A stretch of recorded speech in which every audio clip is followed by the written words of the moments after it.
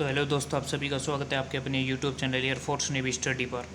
तो ये आप सभी जानते हैं कि एयरफोर्स XY ग्रुप की जो PSL है वो आपकी आ चुकी है।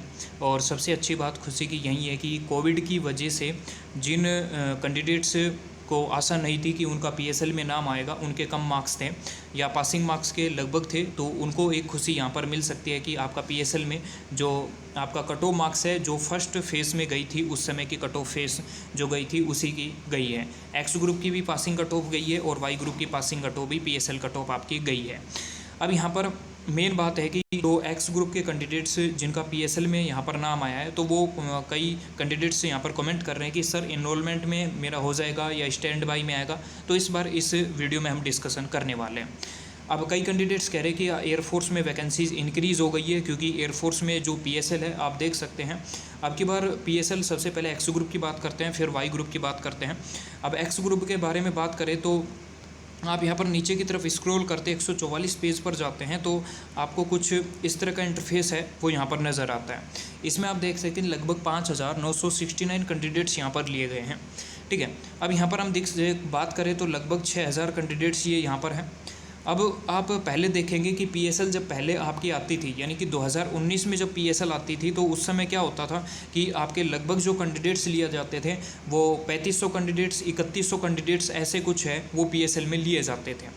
ठीक है, इस चीज़ को आपको ध्यान रखना है। दूसरी कंडीशन में बात करें 2020 में जो 0 to 20 बैच आया, उसमें आपके जो PSL के जो कैंडिडेट्स लिए गए उसके बारे में बात करें तो लगभग आपके जो 4400 कैंडिडेट्स वहाँ पर लिए गए थे इंडियन एयरफोर्स के द्वारा। ठीक है, इसके बाद अब की बार जो PSL आई है उसमें आप देख सकते हैं 4400 के बाद 1500 यानी कि 1500 कैंडिडेट्स है वो ज़्यादा और जोड़ दिए गए हैं। जो अब की बार जो कैंडिडेट्स है वो आप देख सकते हैं कि लगभग 6000 कैंडिडेट्स के आसपास आप X ग्रुप में मान सकते हैं। तो क्या अब की बार इंडियन एयरफोर्स की जो वैकेंसीज है वो कंटिन्यू बढ़ रही है, तो इन सब चीज़ों के बारे में इस वीडियो में डिस्कशन कर रहे हैं। सबसे पहले बात करें तो आपको पता है कि इंडियन एयरफोर्स ने जो ये PSL में जो कैंडिडेट सेलेक्ट किए हैं, क्योंकि एयरफोर्स में आप एक बैच में लगभग X ग्रुप की जो वैकेंसीज है वो आप मान सकते हैं 2400 वैकेंसीज है X ग्रुप की एक बैच में होती है। इस चीज़ को ध्यान रखना है।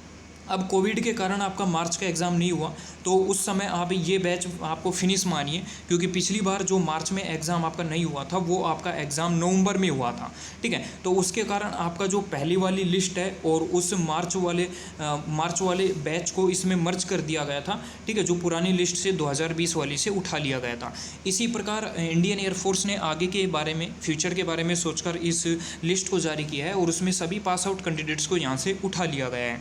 अब यहाँ पर आप बात करेंगे तो लगभग 2400 वैकेंसीज एक बार होती है, तो 2448 यानी कि 5000 वैकेंसीज, और इसमें से ये कैंडिडेट्स हैं 900 कैंडिडेट्स आप मान लीजिए फिट अनफिट या किसी कारणवश बाहर हो जाते हैं, तो 5000 कैंडिडेट्स यानी कि आप देख सकते हैं 2 बैच इंडियन एयरफोर्स ने यहीं से बना ली हैं। तो ये नहीं है कि इंडियन एयरफोर्स में वैकेंसीज इंक्रीज़ हुई है, ये है कि आपकी 2 बैच जो इंडियन एयरफोर्स के एक बैच खाली जाने वाला था उस पुरानी लिस्ट के अनुसार, इस पुरानी लिस्ट के अनुसार आपके जो अगस्त जो नेक्स्ट बैच है उसको भी यहाँ पर मार्च वाले बैच को इसमें भर लिया गया है।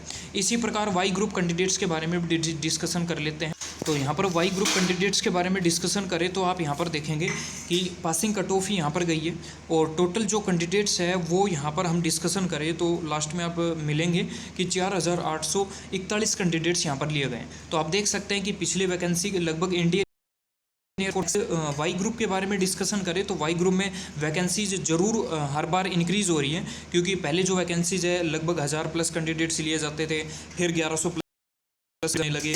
जो आपकी जो नेक्स्ट वैकेंसीज आई उसमें 1200+ कैंडिडेट्स लिए जाने लगे। तो अब के बाद टोटल कैंडिडेट्स आप मिनिमम 2500 कैंडिडेट्स मान सकते हो कि 2500 कैंडिडेट्स की रिक्वायरमेंट यहाँ पर रहने वाली है। तो लगभग आप यहाँ से बात कर सकते हैं कि 800 डाल सकते हैं। तो Y ग्रुप में जो कैंडिडेट्स है वो आपको मिल जाएंगे। और इसके साथ ही आप ध्यान रखें कि Y ग्रुप में यदि आपकी रैली नहीं होती है तो ये सभी कैंडिडेट्स लिए जाएंगे। बिकॉज ऐसा क्यों है, क्योंकि रैली आपके कई अलग अलग स्टेट में, जो कि आप देख सकते हैं कई बार आपके केरल में होती है, कर्नाटक में होती है, अंडमान निकोबार द्वीप समूह होती है, गुजरात में होती है, तो Y ग्रुप की रैली होती है। यदि वो नहीं होती है तो इसमें से 4000 कैंडिडेट्स ही सारे आपका इनरोलमेंट लिस्ट में शामिल कर लिया जाएगा। तो मिलते हैं नेक्स्ट वीडियो में, तब तक के लिए जय हिंद जय भारत।